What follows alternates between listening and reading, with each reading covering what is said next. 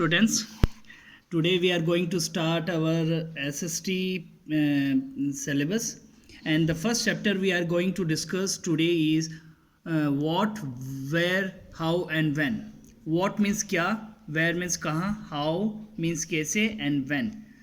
क्या, कहाँ, कैसे और कब. मतलब we are talking about history, Indian history. Today we are going to discuss about Indian history first. ठीक है ना. First of all we have to understood what is history. History क्या है. In Hindi the literally meaning of history is इतिहास. तो it is clearly given in your book that history is the past record of people, place and events. people means human beings, place means any place, and events means घटना. तो देखो history क्या है. It's a past record. जो पुराने ज़माने में हम लोगों का, हमारे पूर्वजों का जो रिकॉर्ड है वो कहाँ रहते थे, उन्होंने क्या क्या इवेंट्स उन्होंने देखे, उनके ज़माने में क्या हुआ, वो सारा हिस्ट्री में हमें रिकॉर्ड्स में मिलता है. तो देखो यहाँ पर लिखा हुआ है the order of arranging the events that happen first followed by events that happen later is called chronology. तो it means the study of events is called chronology.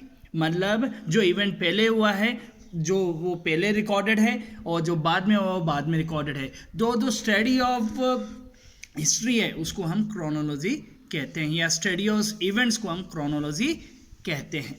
अब थोड़ा सा आगे चलते हैं, डिस्कस इन ब्रॉडर वे.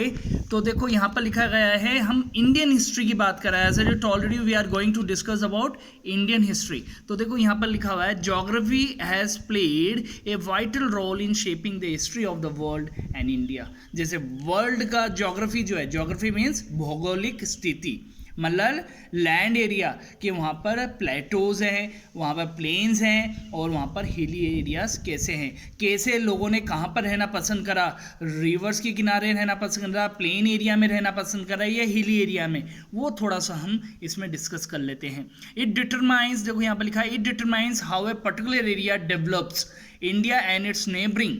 अब हम इंडिया की बात कर रहे हैं, तो इंडिया और इंडिया के जो नेबरिंग कंट्रीज़ हैं वो टोपोग्राफी कैसा था वो हम यहाँ पर देख रहे हैं. जैसे इंडिया के नेबर्स कौन से हैं, पाकिस्तान है in the west, Bangladesh in the east, Sri Lanka in the south, and Nepal in the north, and Bhutan is also in the northern eastern part of India. ये हमारा नॉर्थ ईस्टर्न नेबरिंग कंट्री है, are together known as the Indian subcontinent because the combined topography of all these countries is almost as that of a continent. मतलब ये जो neighbouring countries हैं including India, इनकी जो एक दूसरे से जुड़े हुए, इनका एक जो प्लेट है, अर्थ का जो प्लेट है, एक ये इतना बड़ा वास्ट है, इतनी फर्टाइल लैंड है, मतलब खेती लायक ज़मीन भी है, और नदियाँ भी बहुत हैं जो 12 महीने बहती हैं, और हिली एरिया भी है. जैसे हिमालय एक एग्जांपल है, हिमालय हो गया, अरावली हो गया, नीलगिरी हिल्स हो गया, है ना, सम ऑफ द विंध्यास हो गए. ये मतलब सारे हिली एरिया, माउंटेन्स भी मिल जाएंगे, रिवर्स भी मिल जाएंगी, और कल्टीवेशन के लिए प्लेन्स भी मिल जाएंगे. तो ये इस वजह से ये सारी जोग्राफिकल जो चीज़ें हैं इंडियन सबकॉन्टिनेंट में मिलती है, इसलिए इसको एक महाद्वीप, इंडियन महाद्वीप के नाम से भी जाना जाता है. अब देखो हम आगे चलते हैं. देखो यहाँ पर रिवर्स का मैंने नाम लिया था, पेरेनियल रिवर्स. पेरेनियल रिवर्स में, पेरेनियल मतलब होता है जिसमें 12 महीने पानी फ्लो होता रहता है, वो रिवर्स पेरेनियल रिवर्स कहलाती हैं. In the ancient times people choose to live near rivers such as the Indus, Ganga and the Narmada. ये तीनों नदियाँ जो हैं, इंदस, गंगा एंड नर्मदा, ये पैरेलल रिवर्स हैं. इनमें थ्रू आउट द ईयर, पूरे साल पानी बहता है, और लोगों ने एंशिएंट टाइम्स में भी, हमारे पूर्वज जो थे उन्होंने भी इन्हीं नदी के किनारे अपना गांव, शहर बसाए थे. और एग्रीकल्चर भी सबसे पहले, एक इंडियन हिस्ट्री में हमें पता है कि सबसे पहले एग्रीकल्चर कहाँ डेवलप हुआ था, on the banks of river Narmada. सबसे पहले एग्रीकल्चर का जो आर्ट इंडिया में जो खेती चालू हुई थी वो नर्मदा रिवर के किनारे ही हुई थी. अब इंडियन हिस्ट्री की बात कर रहे हैं हम, ये तो हमने लैंड एरिया समझ लिया. अब इंडिया को इंडिया का नाम क्यों मिला, कैसे मिला, है ना, वो हम थोड़ा सा डिस्कस कर लेते हैं. Our country is known as Bharat, Hindustan and India. अब इसको भारत नाम कैसे पड़ा, ये हमें कैसे पता लगा, कि इसको नाम भारत कैसे में पड़ा इसका, तो हमको ये एंशियंट टेक्स्ट में देखो, according to the writings known as the Puranas, ठीक है ना, रिलीजियस शास्त्र, पुरानास मीन्स शास्त्र की बात कर रहा हूँ, जो पुरानी बुक्स होती हैं उनको शास्त्र कहते हैं या पुराण कहते हैं, उनमें टेक्स्ट में लिखा गया है कि 5th सेंचुरी सी क्राइस्ट, सी ई मीन्स क्राइस्ट ईरा, सी का मतलब क्राइस्ट, ई का मतलब एरा, एरा मतलब होता है पीरियड, और क्राइस्ट ईसा मसीह को कहते हैं, ठीक है ना, ईसा मसीह को हुए 2000 साल हो चुके हैं। तो 5th century era Bharat conquered the whole subcontinent of India and ruled the land in peace and harmony. The land was therefore known as Bharatvarsha. Who is Bharat? Bharat is the name of a king. Bharat is the name of the king who ruled over this continent, Indian subcontinent, including India, Pakistan, Bhutan, Sri Lanka, Nepal. ये पूरे countries पे एक राजा था, उसका नाम था भरत, और उन्होंने ये पूरे इंडियन टेरिटरी को, इंडियन सब कॉन्टिनेंट को जीत लिया था, और वो आराम शांति से इसको रूल करते थे, इसलिए उनके नाम पे इसका नाम भारतवर्ष पड़ा। फिर और आगे चलें तो अब हिंदुस्तान मतलब इंडिया को हिंदुस्तान नाम कैसे पड़ा? The name India has been derived from the Indus river, Sindhu in Sanskrit, ठीक है ना, इंदस मतलब एक it's a name of a river, तो एक्चुअली इंदस का रियल नेम है सिंधु, लेकिन जो अरब पीपल आए थे यहाँ पर, जो मतलब नॉर्थ साइड से जो हमारी कंट्री में ट्रेड के लिए जो लोग आए थे, फॉरेनर्स आए थे, उनके प्रोनाउंसिएशन में फ़र्क होता है, तो सिंधु को सिंधु नहीं बोलते थे, उनके प्रोनाउंसिएशन में नाम आता था इंदोज, ठीक है ना, इसलिए उसको नाम हिंदूज, देखो यहाँ पर लिखा भी हुआ है, the people of Iran were familiar with the river Indus, they called it हिंदोज।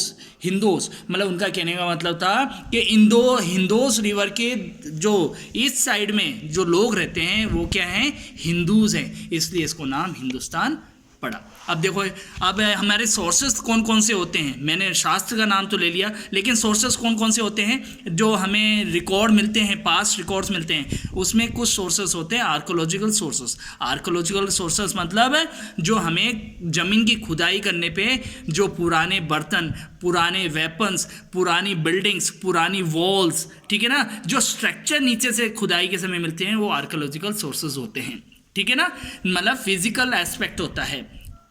और literally sources, the word literary means in writing, मतलब लिखा हुआ सोर्स जो है, लिटरली सोर्सेस कौन सा है, जो लिखा हुआ चीज़ हमें मिला है, लिखी हुई चीज़ हमें, देखो यहाँ पर एक दिखा रखा है, एक स्क्रिप्ट लिखा हुआ है, एक पेज का यहाँ पर आ रहा है, इसको हम कहते हैं manuscripts. It is written on the palm leaf, palm leaf मतलब palm is a name of a tree, उसकी लीफ पे, उसकी पत्ती को सुखा के राइटिंग्स लिखी जाती थी, पहले पेपर नहीं था ना, पेपर काफ़ी बाद में इन्वेंट हुआ है, तो पहले हिस्ट्री को पाम लीफ पे लिखा जाता था, ठीक है ना।